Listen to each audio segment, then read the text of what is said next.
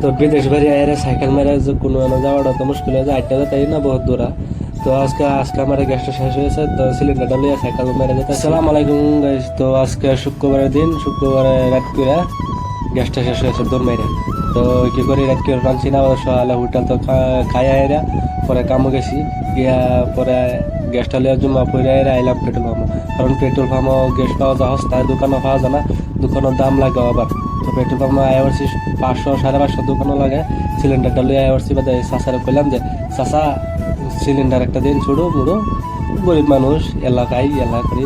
তো চাচারে কইলাম চাচা বেড়া 7 তারিখ গ্যাসটা দিন গিয়ে রাইন দেখান লাগবো, খায় কামও চাল লাগবো আমার। চাচা বাগারে দিছে। পরে আমি সিলিন্ডারটা সাইকেলে বাঁধছি, বান্ধে আইলে সুইটটা দিছি।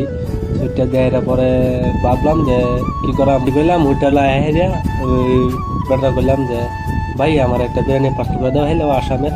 পরে আমি আসামের ভাষাটা কইলাম যে মানে দিল সাইকেল হলে টেন আয়া ভাবলাম রুম আয়া রুম সাইকেলটা থুয়ে আয়া পরে কইলাম যে বিরিয়ানিটা খাইয়া লই, খাই আসে আবার একদম কাপড়। ভিডিওটা ভালো লাগলে লাইক কমেন্ট শেয়ার করে দিবেন। ফার্স্ট বয়স দিচ্ছি তো ইউটিউব বাজা বুঝি মনে করছে কোথা করে না যায়।